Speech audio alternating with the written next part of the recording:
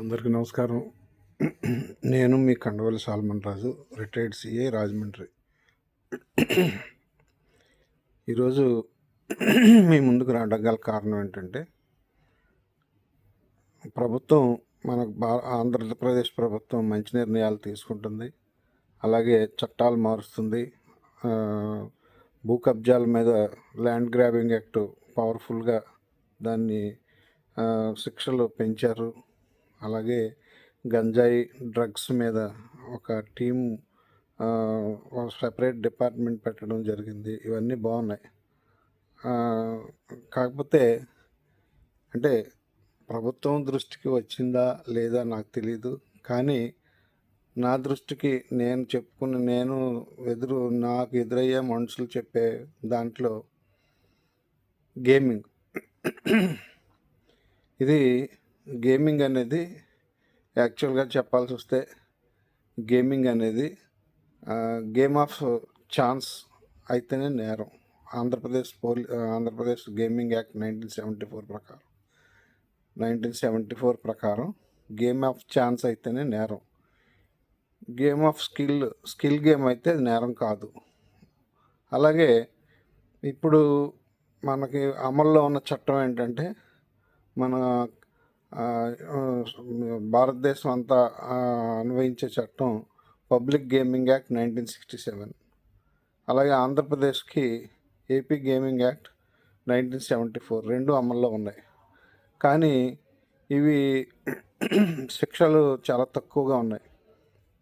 అయితే ఈ gaming act అనేది మరి 9 క్లాస్ 1, 9 క్లాస్ 2, 3 ఇవన్నీ కామన్ గేమింగ్ హౌస్కి కానీ, పబ్లిక్ ప్లేస్లో గేమ్ ఆఫ్ ఛాన్స్ ఆడేవాళ్ళకి కానీ ఇవన్నీ వర్తిస్తాయి.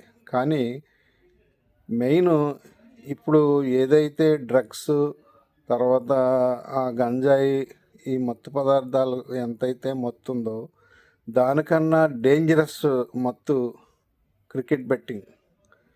ఇది చాలా దారుణంగా ఉంది.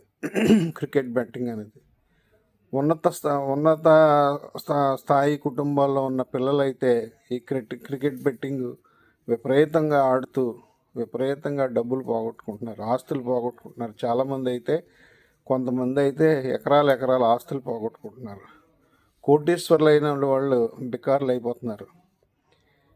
కొంతమంది అయితే ఈ క్రికెట్ బెట్టింగ్ కోసం డబ్బులు సంపాదించడం కోసం మహారాష్ట్రలో అయితే మర్డర్ ఫర్ గెయిన్స్ అంటే వృద్ధురాలను చంపేసి, అలాగే ఆమె మీద వస్తువులు పట్టుకెళ్ళిపోయి దాన్ని అమ్మి ఆ క్రికెట్ బెట్టింగ్ ఆడడం జరిగింది.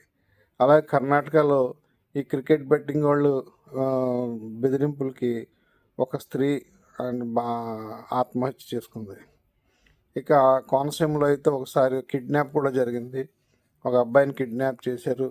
ఆ క్రికెట్ బెట్టింగ్ కోసం, డబ్బుల కోసం ఆ అబ్బాయిని కిడ్నాప్ చేసి ఆ డబ్బులు ఇవ్వడం కోసం ఇవ్వలేదని తెలిసిపోతామేమో అని చెప్పి ఆ బాయ్ని చంపేసి కాలువలో పడేయడం జరిగింది. ఇదంతా ఎందుకు చెప్తున్నానంటే, ఇప్పుడు మనం ప్రభుత్వాలు కానీ, పోలీసు కానీ ఎక్కడో జాతరలకు లేకపోతే పండగల టైంలో 13 కార్డ్స్ ఆడుకునే వాళ్ళని, లేకపోతే రిక్రియేషన్ క్లబ్స్ ఉంటాయి. ఆ రిక్రియేషన్ క్లబ్స్లో 13 కార్డ్స్ ఆడుకుంటారు. 13 కార్డ్స్ అనేది అది స్కిల్డ్ గేమ్. ఆ స్కిల్డ్ గేమ్ని మనం నిషేధించి అది ఓడు గెలుపు అని గేమ్ ఆఫ్ ఛాన్స్ కేసు కింద పెడుతుంటాం మనం. ఇక్కడ పోలీసులు గేమ్ ఆఫ్ ఛాన్స్ కింద పెడతారు ఏదైనా సరే.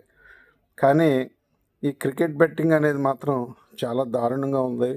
ఈ క్రికెట్ బెట్టింగ్ని మరి ఎలా కంట్రోల్ చేయాలా? ఐటీ యాక్ట్లో కూడా, మరి ఇన్ఫర్మేషన్ టెక్నాలజీ యాక్ట్లో కూడా ఈ క్రికెట్ బెట్టింగ్ అండ్ గేమింగ్ మీద ఏమీ లేనట్టుగా ఉంది. అలాగే ఆన్లైన్ ప్లేయింగ్ కార్డ్స్ గేమింగ్ ఒకటి ఉంది. అందులో కూడా చాలామంది ఆస్తులు పోగొట్టుకుంటున్నారు. చాలామంది యువత మరి చెడు అలవాటు పడిపోతున్నారు. ఈ డబ్బుల కోసం తప్పుడు పనులు చేసేస్తున్నారు. మరి నాకు తెలిసి ప్రతిపాడులో ఒక బ్యాంక్ ఎంప్లాయ్ ఈ క్రికెట్ బెట్టింగ్ కోసమే అతను మాల్ ప్రాక్టీస్ చేసి కోట్లాది రూపాయలు బ్యాంకు డబ్బులు మిస్యూజ్ చేశాడు. చాలామంది ఉన్నారు ఇలాగా.